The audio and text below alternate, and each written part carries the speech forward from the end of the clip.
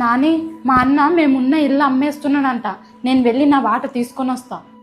పోయిరా అమ్ములు, కానీ డబ్బులు మాత్రం తీసుకోరాకు. ఎందుకండి? నీకు పెళ్లి చేసింది ఎవరు? మా అన్నయ్య. మీ తల్లిదండ్రులు చేసిన అప్పు తీర్చింది ఎవరు? మా అన్నయ్యే.